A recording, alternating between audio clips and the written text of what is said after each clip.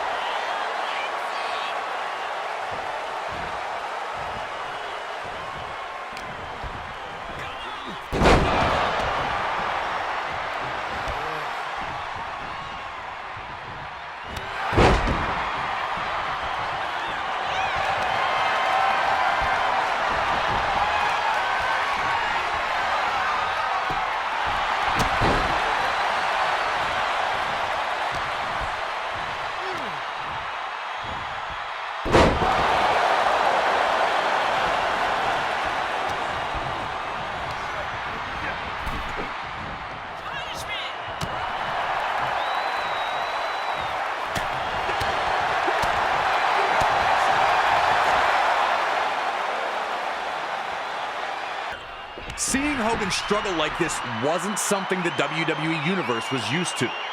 After the clothesline sent him crashing to the floor, Hogan appeared to hurt his knee, the last thing he needed. Ultimate Warrior was here to prove that his hype was real. Warrior was going to run right through Hogan at this pace.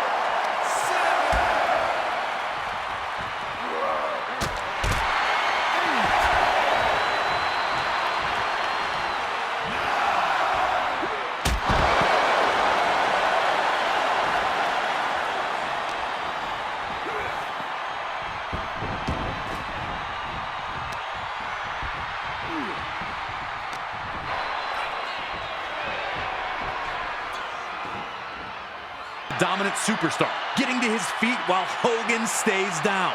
The Hulkster was running out of magic. Could he find one more iconic comeback?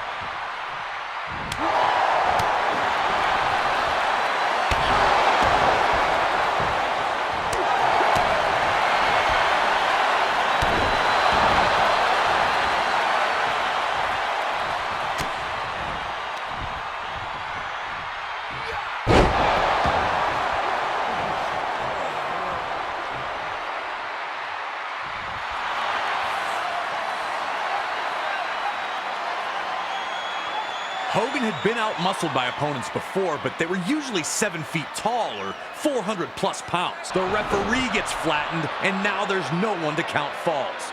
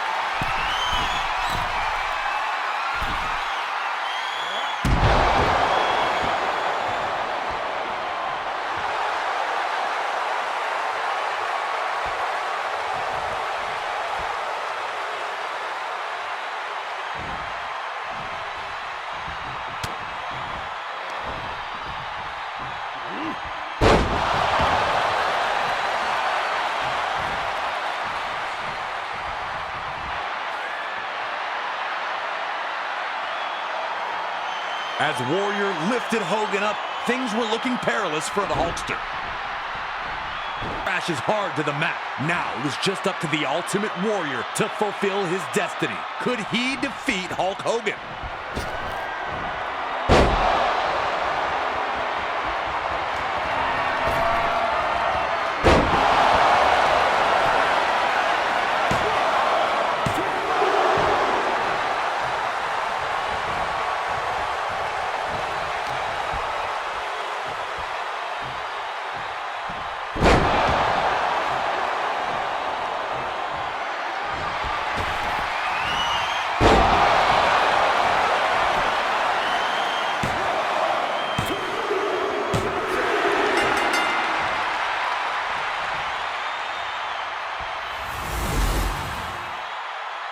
Ladies and gentlemen, here is your WWE Intercontinental and the WWE Champion, the